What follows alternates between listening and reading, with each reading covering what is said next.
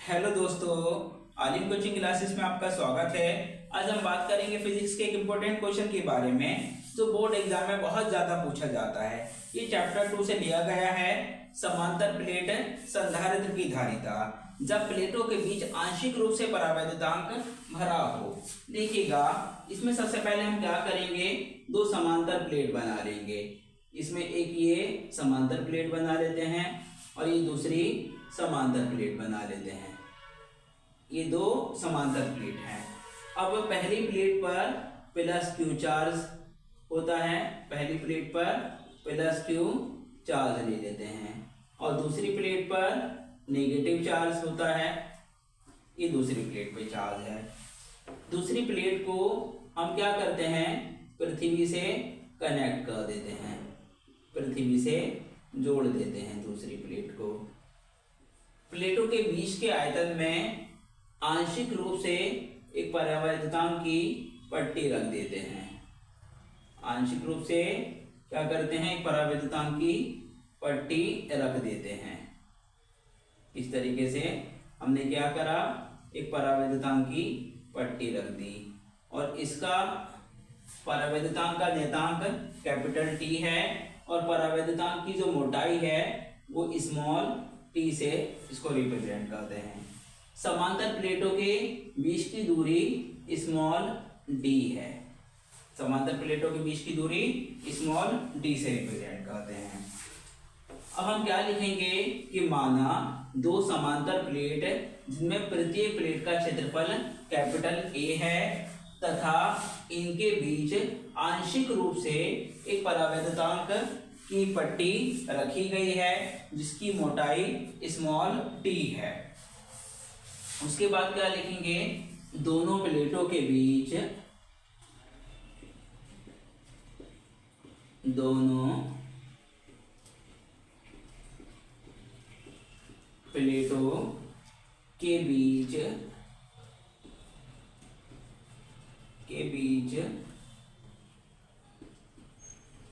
वायु में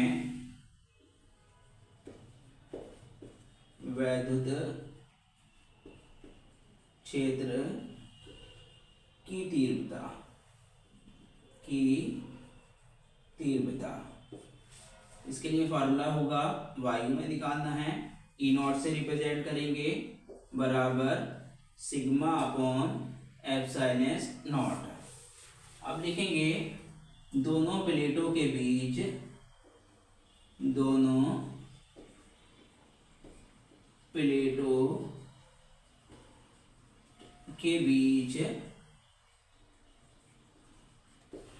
जब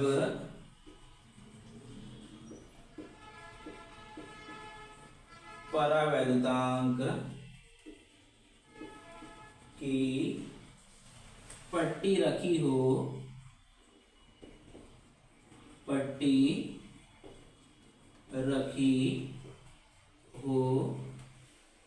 तो तीव्रता क्या होगी, E बराबर सिग्मा अपॉन के एप्सिलॉन एस नॉट लिखेंगे। अब लिखेंगे माना प्लेटों के बीच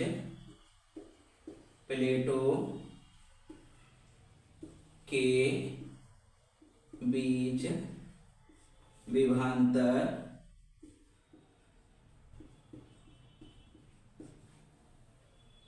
V है, तब कुल विभवांतर निकालने के लिए क्या करेंगे, V बराबर V1 प्लस V2। अब यहाँ पर एक विभव वायु में होगा और एक इसमें होगा परावैद्युतांक में होगा। आपको पता है बच्चों, एक फार्मूला होता है E बराबर V अपॉन डी। तो इससे फार्मूला क्या बनेगा, V बराबर E डी बन जाएगा। तो क्या लिखेंगे, V बराबर E डी। तो यहाँ पर लिखेंगे वायु के लिए E नॉट इंटू डी आ जाएगा। अब यहाँ पर जो ई नॉट इंटू डी। डी क्या है? दूरी है। और वायु में जब दूरी हम नापेंगे तो हम क्या करेंगे? वायु में स्मॉल डी में से टी घटा देंगे, तो ये दूरी कितनी हो जाएगी? डी माइनस टी हो जाएगी, प्लस ये क्या हो जाएगा? ई, और इसकी दूरी कितनी है? टी है, तो ये क्या हो जाएगी? ई टी हो जाएगी। इसका मान रख देते हैं यहाँ पर, v बराबर ई नॉट का मान कितना है? Sigma upon epsilon naught bracket D minus T, plus E का मान कितना है? सिग्मा अपॉन के एप्सिलॉन नॉट और इनटू में टी आ जाएगा। अब देखेंगे यहाँ से कुछ v बराबर, कुछ कॉमन आ रहा है दोनों तरफ से, तो कॉमन आ रहा है सिग्मा अपॉन एप्सिलॉन नॉट, और ब्रैकेट में बचेगा d माइनस टी, प्लस यहाँ बचेगा t अपॉन के बचेगा। यहाँ पर ब्रैकेट को बंद कर लेते हैं, क्योंकि हम जानते हैं बच्चों सिग्मा बराबर q अपॉन a होता है, तो यहाँ मान रखेंगे, तो ये आ जाएगा v बराबर q अपॉन a यहाँ पर, और epsilon naught bracket d minus T plus t upon k हो जाएगा, ब्रैकेट बंद। चूंकि आप जानते हैं बच्चों, एक फार्मूला पढ़ा है आपने, धारिता का फार्मूला C बराबर Q अपॉन V होता है, धारिता का फार्मूला। तो क्या हो जाएगा? C बराबर Q ऐसी रहेगा, और जो V का मान है ये आप यहाँ लगा देंगे, तो ये हो जाएगा Q बटे A epsilon naught bracket D minus T plus T upon के आ जाएगा। Q से Q कैंसिल आउट हो जाएगा, C बराबर ये वैल्यू ऊपर पहुंचेगी, ये आ जाएगा epsilon not A bracket D minus T plus T upon के आ जाएगा। इसका फार्मूला आ जाएगा, जब प्लेटों के बीच आंशिक रूप से परावैद्युतांक भरा हो तो धारिता का फार्मूला ये आ जाएगा, और इसका मात्रक फैराड होता है। स्क्रीनशॉट ले लीजिएगा। देखिएगा नोट में क्या है कि जब प्लेटों के बीच पूर्ण रूप से परावैद्युतांक भरा हो तो क्या होगा बच्चों कि ये दो समांतर प्लेट हैं इस तरीके से, और जब इसमें पूरे ही स्थान में हम क्या करते हैं? परावैद्युतांक भर देते हैं। इसके पूरे स्थान में हम क्या करेंगे? परावैद्युतांक भर देंगे इस तरीके से। तो हम देखेंगे कि प्लेटों के बीच की जो दूरी होती है वो स्मॉल डी होती है, और परावैद्युतांक की मोटाई स्मॉल टी होती है। तो हम देख रहे हैं यहाँ पर कि जो डी है वो किसके बराबर हो जाता है? टी के बराबर हो जाता है। तो अभी आपने एक फार्मूला ड्राइव किया है, C बराबर epsilon not A bracket D minus T plus T upon के।